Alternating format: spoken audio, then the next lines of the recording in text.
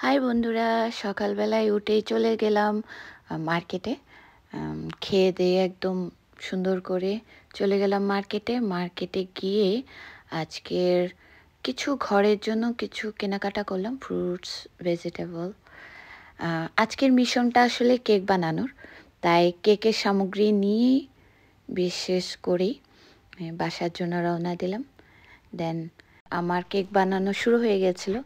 আমি আসলে ভিডিওটা মেক করতে শুরু করতেই ভুলে গিয়েছিলাম। তো প্রথমেই মেকগুলো করে ফেলেছিলাম সব কিছু একটা বোলে। তো বোলের মধ্যে সবগুলো নেওয়ার পরে আমি কিন্তু এগুলো ভালো করে ছেঁকে নিয়েছিলাম। কেক যখন বানাবো ডিমগুলো নিয়েছিলাম, ডিমের সাদা অংশটা আলাদা করেছি। আমি 4টা ডিম ইউজ করেছিলাম প্রথমে, তারপর আবার 2টো ইউজ করেছিলাম। ওগুলো আমি আসলে শ্যুট করতে ভুলে গেছি। ডিম এক ইয়োগটা আমি দেখেন ফোম করে নিয়েছি। আর এই যে এইটা এখন যা বড় একটা অ্যাক্সিডেন্ট হবে সি।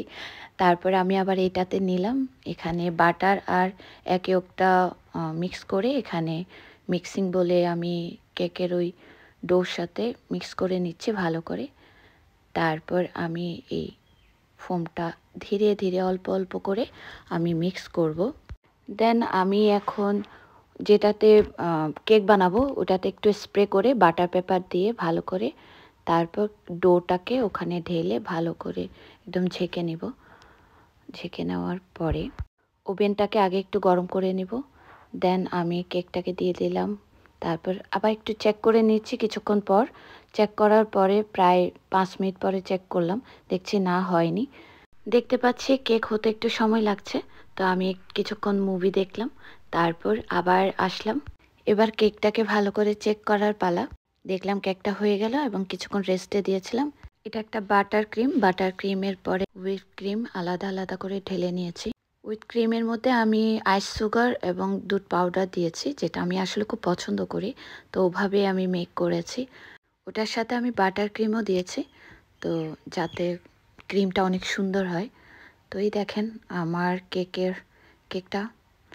তো এখন আমি ভালো করে এটা পরিষ্কার করে এবার কেকটাকে কাটবো, স্লাইস করব সুন্দর করে।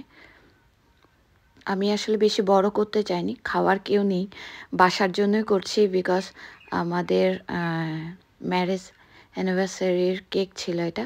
আর আমার কেকটা আসলে ভেলভেট ছিল, রেড ভেলভেট কেক বানিয়েছিলাম। সো রেড ভেলভেট কেক ফোমটা অনেক ভালো হয়েছিল। সো দেখতে পাচ্ছেন আমি লেয়ার টু লেয়ার করছি বাটারটাকে, যেটা বানিয়ে রেখে দিয়েছিলাম, এবং ওয়াটার সুগার দিয়ে একটু ভিজিয়ে নিচ্ছি যাতে কেকটা অনেক ভালো হয়, সফট থাকে। আসলে সবচেয়ে কঠিন কাজ হচ্ছে ফিনিশিং দেওয়া। ফিনিশিংটা খুবই খুবই ইম্পর্ট্যান্ট, এবং ফিনিশিং সুন্দর না হলে আপনার প্রফেশনালভাবে ওভাবে দেখতেও ভালো লাগে না। তো আমি ফ্রিজে কিছুক্ষণ প্রায় আধা ঘন্টার মতো রেখে দিয়েছিলাম। এবার আমি যেটা ডেকোরেট করব, ফ্লাওয়ার বানাবো, ওই ওটার ক্রিমটা আমি ভালো করে করে নিয়েছি। এটাও বাটার ক্রিম দিয়ে করেছি। দেন দেখেন আমার এটা কত সুন্দর হয়েছে। সো আমি এখন এটার সবচেয়ে আরেকটা ইম্পর্টেন্ট দিক হচ্ছে এই যে ফিনিশিংটা দেওয়া। এটা আসলে অনেক কঠিন।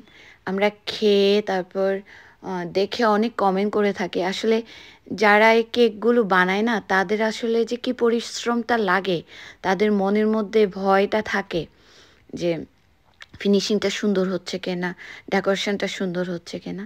সো ওটা খুবই ইম্পর্ট্যান্ট। তো আমি অনেকবার করার পরে দেন এটা হয়েছে। আমি আসলে প্রফেশনালি কোনোভাবে ট্রেনিং নিইনি কখনো। এটা আসলে আমি আর আমার বৌদি বাসায় কন্টিনিউয়াসলি আমরা করতে করতে এই পর্যায়ে। বিউটিশিয়ানের কাজ আর রান্না বান্না করা, কেক বানানো, এগুলো আসলে হাতের কাজ যেটাই হোক আমার করতে খুব ভালো লাগে, আর নতুন কিছু শিখতে ভালো লাগে। এই হচ্ছে আমার কেক। তো আমাদের ম্যারেজ অ্যানিভার্সারি কেক। সো আমাদের ভুল ত্রুটি থাকলে ক্ষমা দৃষ্টিতে দেখবেন, আর ভালো লাগলে লাইক, কমেন্ট এবং ফলো দিয়ে রাখবেন। আর আপনাদের সাপোর্ট পেলে আরও সুন্দর সুন্দর ভিডিও আপনাদের জন্য নিয়ে আসবো। Thank you. আমার বলার ভুল ত্রুটি থাকলে ক্ষমা দৃষ্টিতে দেখবেন। Tata, bye bye. সবাই ভালো থাকবেন। টাটা।